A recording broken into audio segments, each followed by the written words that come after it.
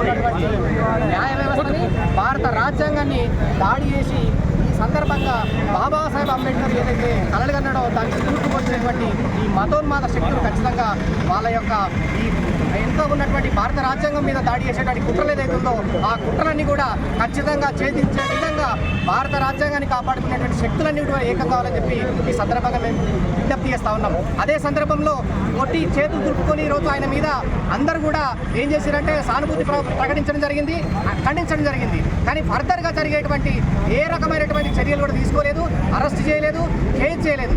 కానీ రాజ్యాంగ వ్యవస్థను కాపాడడంలో పోలీసులు కూడా దీన్ని సుమోటగా కేసు తీసుకొని ఖచ్చితంగా రాజేష్ కుమార్ను అరెస్ట్ చేయాలి, జైల్లో పెట్టాల్సిన అవసరం ఉంది. అదేవిధంగా అక్కడ ఉన్నటువంటి లాయర్ వ్యవస్థ అంతా కూడా, అక్కడ ఉన్నటువంటి జడ్జి వ్యవస్థ అంతా కూడా దీన్ని ఒక కమిటీగా ఏర్పడి కేంద్ర ప్రభుత్వానికి విజ్ఞప్తి చేసి ఆ సందర్భంగా అతనికి శిక్ష పడే విధంగా మళ్ళీ అణగారిన వర్గాలకు సంబంధించిన వ్యక్తులు ఎక్కడైనా స్వేచ్ఛగా వారి యొక్క డ్యూటీని, వారి యొక్క విధులను నిర్వర్తించే విధంగా చేసే విధంగా కేంద్ర ప్రభుత్వం చొరవ తీసుకోవాలని చెప్పి సందర్భంగా హెచ్చరిస్తా ఉన్నాం. అదే సందర్భంలో అనేక సందర్భాలలో భారత రాజ్యాంగానికి సంబంధించినటువంటి ఆ తీర్పులు లేకపోతే సుప్రీంకోర్టు సంబంధించిన తీర్పులు కూడా చాలా మనం విన్నాం. అయితే రామజన్మభూమికి సంబంధించిన తీర్పులలో కూడా మనం కొన్ని విన్నాం. అక్కడ ఆ జడ్జీలు రామజన్మభూమికి సంబంధించినటువంటి ఆ తీర్పులలో చాలా అంశాలు ప్రస్తావించడం జరిగింది. రాముడు ఇక్కడే పుట్టాడా, రాముడి వారసులు ఉన్నాయా, రాముడి వారసులు ఇంకా ఉన్నారా అనే అంశాలను కూడా వాళ్ళు డిస్కస్ చేయడం జరిగింది. కానీ అక్కడ ఎక్కడ కూడా ఆ చర్చల మీద ఎటువంటి తీర్పు ఇచ్చేటువంటి చర్చల మీద దాడులు జరగలేదు. ఇక్కడ ఏం జరిగిందంటే జస్టిస్ గవాయ్ గారు కేవలం దళితులు అంటే ఆయన మీద దాడి జరిగింది.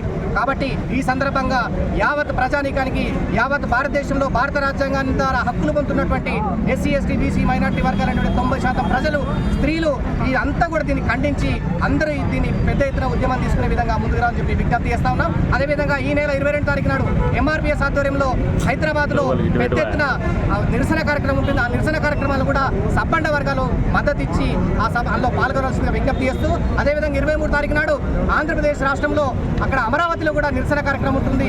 అదేవిధంగా తమిళనాడులో, కర్ణాటక కూడా 4 రాష్ట్రాల్లో దక్షిణ భారతదేశం మొత్తం కూడా నిరసన కార్యక్రమాలకు పిలుపునివ్వడం జరిగింది. కాబట్టి అందరూ కూడా అందులో పాల్గొని ఈ నిరసన కార్యక్రమాలు భారత రాజ్యాంగం కాపాడుకునే సందర్భంలో మీరు ఉండాలని చెప్పి విజ్ఞప్తి చేస్తూ ముగించుకుంటాం.